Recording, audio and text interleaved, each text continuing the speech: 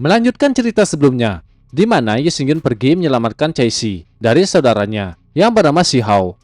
Cai Si juga dipanggil Si Jie. Setelah menyelamatkannya, mereka kembali ke keluarga Gu. Di sana, Ye Xingyun mengetahui nama asli kakek Sang Lao. Dia bernama San Sanpeng. Diketahui dia pernah bersaing dengan pedang gila, orang di peringkat pertama daftar kaisar. Orang dari keluarga Gu cukup terkejut mengetahui orang di sampingnya adalah Sang Sanpeng. Gu Dudao yang ada di sebelahnya menanyakan, apakah benar kultivasi San Sanpeng menurun ke alam Huangjin, lapisan ketiga. Perkataan itu dibenarkan oleh Sang Sanpeng. Dia mengatakan, ketika dia berkeliling dunia, dia pergi ke keluarga Aoshi. Keluarga itu sangat aneh. Alasan Si Hao datang mencari Qiu Shuang karena dalam tubuh Qiu Shuang terdapat roh gila Aoshi. Mendengar roh gila Aoshi, roh pedang tanpa ampun langsung bereaksi. Roh pedang keluar, dia bertelepati ke Ye Xingyun, memastikan apakah yang dikatakan San Sanpeng adalah roh gila Aoshi yang membuat senjata apapun menjadi roh senjata, hingga dia dijadikan sebagai senjata dewa. Ye Xingyun juga berpikiran begitu. Roh pedang bertanya, roh pedang gila Aoshi hanya bisa digunakan 3 kali dalam hidupnya. Bukankah itu berarti Qiu Shuang akan mati setelah penggunaannya yang ketiga? Mendengar itu, Ye Xingyun bertanya ke San Sanpeng, sudah berapa kali roh pedang gila digunakan? San Sanpeng mengatakan, itu belum pernah digunakan. Dia mengatakan, nama keluarga ayah dari Qiu Shuang adalah Qiu, tapi ibunya berasal dari keluarga Ao. Seharusnya ada insiden di keluarga Ao, dan itu melibatkan ibu Qiu Shuang. Jika tidak, mereka tidak akan berani memperlakukan Qiu Shuang seperti ini. Gu Dudao berkata, tidak heran ada master seperti itu di sekitar pemuda yang bernama Si Hao. Gudan berpikir, aula pasar gelap dan sakti besar iblis darah ada di sana.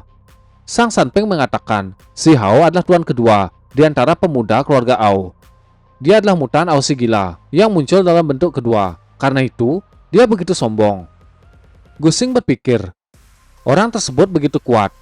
Mungkin hanya Ye Xingyun yang bisa mengalahkan orang tersebut. Sang Sanpeng mengatakan, Si Hao sangat kejam. Jika dia berpartisipasi dalam festival, maka orang tersebut akan mengubah festival menjadi tempat pembunuhan, yang dimana-mana ada darah berceceran. Gu Tianhe mengatakan, sebelum festival Bahuang, malam ini akan diadakan perjamuan, yang akan diselenggarakan oleh keluarga Gu mereka. Dia meminta Ye Xingyun memimpin perjamuan malam ini. Dia ingin melihat bagaimana reaksi orang-orang. Ye Xingyun menyetujui permintaan Gu Tianhe. Gu Shang tidak setuju dengan keputusan Patria. Hal itu bukan karena kekuatan Ye Xingyun. Dia hanya takut orang-orang di bawah tidak akan menerimanya. Gu Dan bertanya, siapa yang tidak puas kalau Ye Xingyun yang memimpin? Gu Shang tidak ingin mengatakan siapa yang tidak puas. Wajahnya memerah karena malu. Gu Dan yang melihat reaksinya merasa lucu. Tianhe menanyakan bagaimana pendapat Ye Xingyun. Ye Xingyun mengatakan, walaupun dia tidak terlalu tertarik memimpin acara, tidak ada salahnya mencoba. Adapun orang-orang yang tidak puas, mereka bisa datang kepada Ye Xingyun. Kemudian, Ye Xingyun berjalan meninggalkan aula tersebut. Sebelum keluar, Ye Xingyun kembali mengatakan, bagi yang tidak puas, dia akan menunggu di kamar sampai perjamuan makan dimulai. Gu Xin sangat kagum dengan keberanian Ye Xingyun. Beberapa saat kemudian, perjamuan dimulai. Terlihat banyak orang berkumpul. Salah satu dari mereka adalah Si Hao. Dia melihat-lihat ke sekitar dan meremehkan orang-orang yang ada di sana. Dia merasa orang-orang tersebut hanyalah sekumpulan badut. Seorang pria yang berambut biru kesal karena Si Hao mengambil tempat duduknya. Dia menyuruh Si Hao pergi dari tempat tersebut. Melihat hal itu, orang-orang di sana berkata, pria berambut biru itu bernama Li Gucai, jenius dari keluarga Li, tempat ke-10 dalam festival terakhir. Mereka merasa orang yang mengambil tempat duduknya hanya mencari kematian. Si Hao memejamkan mata, kemudian dia menjentikan jari sambil tersenyum. Sebuah pedang berwarna biru muncul di atas kepala Si Hao. Hal itu mengejutkan Li Gucai. Dia mengatakan, orang tersebut berani berbuat onar di sini. Pukulan dilepaskan olehnya mengarah ke pedang biru. Dia berkata, beraninya kau mengajariku. Akan tetapi, dia terpental oleh pedang biru yang dikeluarkan oleh Si Hao, yang menyebabkannya memuntahkan seteguk darah, kemudian mundur beberapa langkah. Orang yang melihat itu cukup terkejut. Pria tersebut begitu kuat hingga membuat Li Guchai terpental beberapa langkah. Seseorang melompat, dia berteriak, "Siapa yang berani berbuat onar di perjamuan festival Bahuang?" Si Hao melirik pria yang berteriak, kemudian memejamkan mata. Dia berkata, "Sangat merepotkan. Aku sudah merusak sarang kecoa." Seseorang muncul dari balik bayangan. Pria tersebut begitu terkejut melihat orang tua yang baru saja muncul. Dia berteriak, "Siapapun tidak boleh seenaknya dalam perjamuan." Pria tua menatap orang yang berteriak. Dia berkata, "Orang tua ini dalam suasana hati yang baik dan tidak ingin melihat darah. Cepat keluar." Tatapan dan tekanan yang mengerikan keluar dari tubuh pria tua, membuat orang yang berteriak ketakutan. Si Hao yang melihat hal itu tertawa terbahak-bahak. Setelah itu, pria tersebut langsung berlari meninggalkan perjamuan. Seseorang berteriak menyuruh semua orang diam. Tuan rumah akan segera datang. Orang-orang mendengar yang menjadi pemimpin perjamuan kali ini bukanlah patriark keluarga Gu, tapi mereka tidak mengetahui siapa yang mendapat kualifikasi tersebut. Si Hao melirik orang-orang yang berbicara. Sesaat, Ye Xingyun menaiki panggung. Melihat hal itu, seseorang bertanya apa yang dilakukan pemuda tersebut dengan naik ke atas panggung. Dia menyuruhnya segera pergi dari tempat tersebut. Ye Xingyun mengatakan kalau dialah tuan rumah saat ini. Perkataannya membuat orang-orang terkejut. Si Hao yang melihat Ye Xingyun merasa bersemangat. Seseorang yang melihat pemuda menaiki panggung mulai meremehkannya. Mereka tidak menyangka orang yang begitu muda akan bisa memimpin perjamuan. Ye Xingyun terus berjalan ke tengah panggung. Dia tidak menghiraukan perkataan orang-orang. Sesaat, Ye Xingyun memperkenalkan diri. Setelah memperkenalkan diri, orang-orang baru memahami pemuda tersebut adalah wakil presiden Persatuan Alkemis. Mereka mendengar banyak rumor tentang pemuda tersebut. Ye Xingyun berkata, bagi yang tidak puas karena dia menjadi pemimpin perjamuan, mereka bisa langsung berdiri. Beberapa orang mulai berdiri karena tidak puas terhadap Ye Xingyun. Ye Xingyun menatap orang yang tidak puas, kemudian mengusir mereka, mengatakan mereka yang tidak puas tidak diperkenankan mengikuti perjamuan ini. Mereka mulai gemetaran dan merasa pemuda di depan mereka sangatlah sombong. Salah seorang pria berdiri. Dia berjalan mendekat ke Ye Xingyun sambil mengatakan, "Aku dengar bahwa wakil presiden Ye sangat berbakat dalam hal alkimia, tapi tidak mengetahui apa itu bela diri." Pria tersebut ingin bertukar beberapa pukulan dengan Ye Xingyun. Melihat pria itu, Ye Xingyun teringat dia adalah salah satu dari komplotan canggih yang telah membunuh senior Ye Xingyun. Ye Xingyun mengatakan kalau dia tidak bisa bertarung dalam perjamuan ini. Diperkenalkan, nama pria ini adalah Jujia Juningan. Juningan mengatakan, apakah Ye Xingyun tidak berani? Atau apakah dia merasa bersalah? Ye Xingyun melompat ke arah Juningan sambil berkata, "Bersalah?" Juningan terkejut melihat Ye Xingyun menggunakan kekuatan spiritual. Ye Xingyun menepuk bahu Juningan, yang membuat Juningan terkejut. Kekuatan dari telapak tangan Ye Xingyun mulai menjalar di dalam tubuh Juningan. Perasaan yang aneh mulai mengalir melewati dantiannya. Juningan berkata, "Beraninya kau?" Ye Xingyun memotong perkataannya. Dia berkata, "Sebelumnya, kau telah membunuh seorang lelaki tua yang tidak bersalah karena aku. Jika bukan karena perjamuan ini, saat ini, aku tidak akan hanya menghapus dantianmu." Setelah selesai berkata, Ye Xingyun melemparkan Juningan dan menyuruhnya pergi. Setelah dia dilempar, Juningan pingsan. Dia tergeletak di lantai setelah menerima serangan spiritual dari Ye Xingyun. Kemudian, Ye Xingyun kembali ke atas panggung sambil berkata, orang yang memprovokasi tuan rumah di perjamuan tidak diperbolehkan mengikuti perjamuan seumur hidupnya. Seseorang muncul di belakang Ye Xingyun. Orang tersebut berukuran raksasa. Dia berkata, Tuan Ye adalah pejabat yang bermartabat. Jika dia ingin orang lain pergi, maka orang tersebut akan pergi. Ye Xingyun melirik dan menanyakan siapa pria besar di belakangnya. Diperkenalkan, orang ini adalah Zhu Jiangwang, berada di lapisan ke-9, peringkat 3 dalam daftar kaisar. Dia berasal dari keluarga raksasa. Mendengar keluarga raksasa, Ye Xingyun teringat dengan seseorang. Dia adalah Sang Tianma. Sang Tianma pernah bilang dia dibuang oleh keluarga raksasa ke dalam hutan. Ye Xingyun mulai berpikir di mana Sang Ji, Gaodong, dan si Jambul Merah. Setelah merenung, Ye Xingyun berkata, ini adalah aturannya. Pria raksasa akan dihukum jika dia mengabaikan aturan dan mempertanyakan Apakah dia tidak sependapat? Raksasa duduk di sebelah Ye Xingyun. Dia tidak ingin berbicara omong kosong dan meminta Ye Xingyun segera memulai perjamuan. Seorang anak laki-laki melompat di samping Ye Xingyun. Dia adalah Wang Yisu dari keluarga Wang. Dia berteriak, "Dengan nama keluarga Ye, kau berani sombong. Apakah kau tidak takut dikutuk oleh surga?" Ye Xingyun menjawab, "Oh, pantas kau mengutukku. Aku juga mencarimu. Kau dan kepala botak tersebut sewenang-wenang. Hari ini, aku akan membalasnya." Wang Yisu juga salah satu kelompok Changyi yang telah membunuh senior Ye Xingyun. Tangan Ye Xingyun diangkat. Dari telapak tangan, sebuah cahaya muncul. Kekuatan itu diarahkan ke Wang Yisu. Ye Xingyun juga akan menghukumnya, seperti pria botak Juningan. Kekuatan Ye Xingyun masuk ke dalam tubuhnya. Sesaat, Wang Yisu langsung terjatuh, tidak berdaya.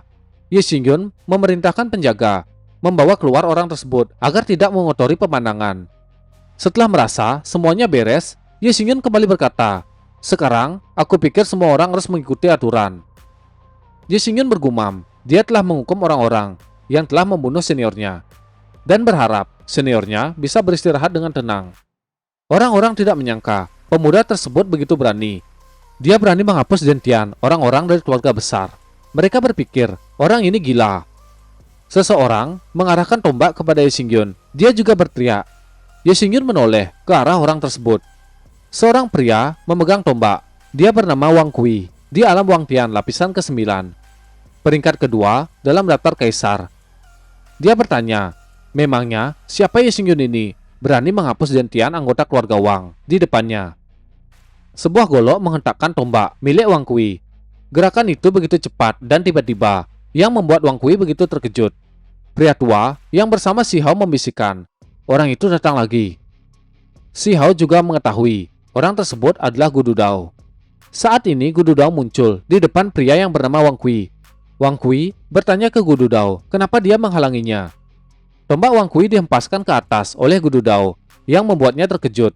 Kemudian Gu Dudao berkata, "Semua keluhan dapat diselesaikan di Festival 8 Desolasi.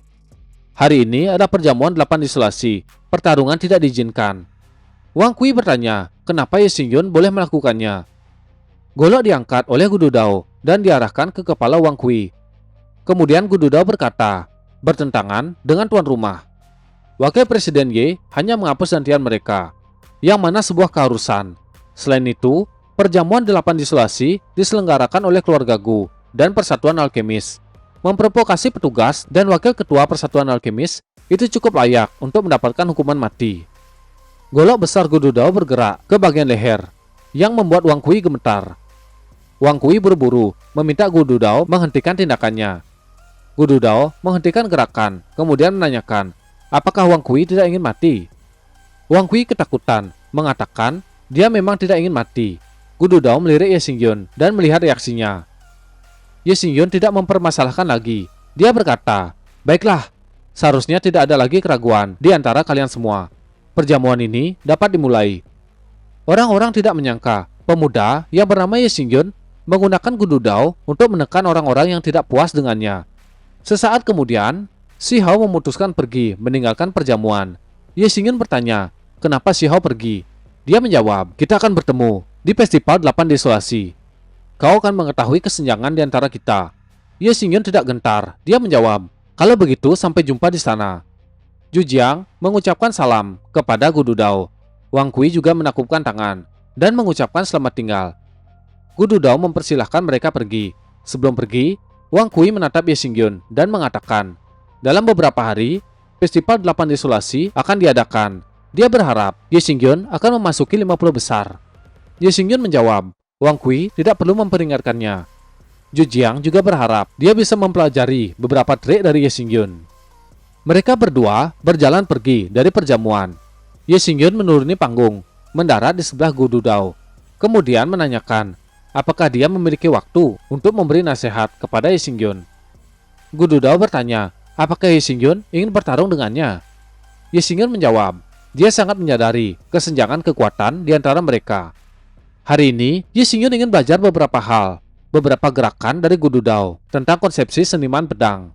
Gu Dudao menjawab, karena terkait dengan konsepsi seniman, dia akan berlatih dengan Ye Xingyun. Gu Dudao mulai berjalan, diikuti dengan Ye Xingyun. Dia tidak mengetahui tingkat niat pedang Ye Xingyun, jadi dia akan menurunkan niat pedangnya ke tingkat yang sama dengan Ye Xingyun. Ye Xingyun mengatakan dia berada di level keadaan niat pedang. Hal itu membuat Gu Dudao terkejut. Dia benar-benar tidak percaya dengan perkataan Ye Xingyun. Gu Dudao mengatakan Ye Xingyun tidak perlu berbohong kepadanya. Peningkatan konsepsi seni pedang tidak secepat basis kultivasi. Mendengar keraguannya, Ye Xingyun mengeluarkan niat pedang. Niat pedang itu sangat kuat. Wajah Gu Dudao tercengang melihat niat pedang Ye Xingyun. Tingkat yang ditunjukkan oleh Ye Xingyun benar-benar keadaan niat pedang. Sesaat, mereka sudah sampai di luar perjamuan. Gu Dudao berkata, seorang pendekar pedang dengan keadaan niat pedang berumur kurang dari 20 tahun. Itu sangat mengejutkan. Setelah mengetahui level niat pedang Ye Xingyun, Gu Dudao berencana menurunkan niat pedang ke level yang sama dengannya. Ye Xingyun menolak. Dia ingin Gu Dudao menurunkan niat pedang ke satu tingkat di atas niat pedang milik Ye Xingyun. Gu Dudao sangat senang. Dia menanyakan, apakah Ye Xingyun yakin dengan permintaannya. Gu Dudao sangat bersemangat. Di lain sisi, Ye Xingyun mengeluarkan pedang tanpa ampun. Dia sudah siap dengan pelatihannya. Mereka berdua sudah mengeluarkan pedang masing-masing. Gu Dudao merasa sangat bersemangat. Mereka berdua mulai berlatih. Benturan demi benturan pedang terjadi. Wajah mereka berdua begitu bersemangat. Kekuatan niat pedang yang dikeluarkan dirasakan oleh Ye Xingyun. Ketika dia menerima benturan pedang, tempat Ye Xingyun berdiri akan bergetar hingga mengalami retakan. Gu Dudao memuji pedang Ye Xingyun dan menanyakan nama pedangnya. Ye Xingyun mengatakan namanya adalah pedang kejam. Gu Dudao juga memperkenalkan nama pedangnya. Namanya adalah pedang naga emas. Gu Dudao merasa saat ini pedangnya sudah bertemu dengan musuh yang sepadan. Mendengar nama pedang milik Gu Dudao, Ye Xingyun menanyakan apakah Gu Dudao adalah keturunan dari Gudu Xingtian. Gu Dudao terkejut, menanyakan apakah Ye Xingyun mengenal leluhurnya. Ye Xingyun tidak menyangka tebakannya benar. Dia mengingat Gudu Xingtian. Sepertinya di kehidupan sebelumnya, Ye Xingyun bersahabat dengan Gudu Xingtian. Setelah berpikir sejenak, Ye Xingyun mengatakan nama senior Xingtian bergema di 3 alam. Ketika dia masih kecil, dia mengetahui pencapaiannya. Dalam sebuah buku kuno, tercatat nama pedang yang dia gunakan adalah pedang naga emas. Setelah pembicaraan tersebut, Ye Xingyun kembali melakukan pelatihan. Serangan demi serangan dikeluarkan oleh Ye Xingyun. Mereka berdua berlatih begitu lama, tidak terasa waktu terus berjalan. Serangan yang dikeluarkan oleh Ye Xingyun semakin kuat. Ye Xingyun tambah bersemangat dengan pelatihannya. Berkali-kali, serangan Gu Dudao dihempaskan oleh Ye Xingyun. Keringat mulai bercucuran. Gu Dudao tertawa. Dia merasa terlalu meremehkan Ye Xingyun. Di generasi Ye Xingyun, dia pasti orang nomor 1. Niat pedang Ye Xingyun membara. Dia mengatakan, Gu Dudao sungguh luar biasa, layak menjadi seorang ahli pedang. Niat pedang Ye Xingyun terus meluap-luap. Gu Dudao yang melihat itu bergumam. Tampaknya, niat pedang Tuan Ye meningkat lagi. Pemuda yang mengerikan. Pelatihan pun selesai. Ye Xingyun membasuh wajahnya. Di saat yang sama, seorang penjaga datang dan ingin melapor. Ye Xingyun menanyakan apakah ada kabar. Penjaga itu mengatakan mereka mendapatkan informasi tentang Ye Rou. Seseorang bernama Peng Lengking membawanya pergi ke klan Pinik setahun yang lalu. Ye Xingyun cukup terkejut. Dalam hati dia bergumam. Dengan kekuatan Kaisar Peng, tidak ada yang bisa mengambil putrinya di bawah pengawasannya, kecuali dia setuju dengan hal tersebut. Ye Xingyun menanyakan, di mana lokasi klan Pinik? Penjaga itu tidak mengetahui. Ye Xingyun mengusap wajahnya. Dia mengumumkan nama, Ye Rou.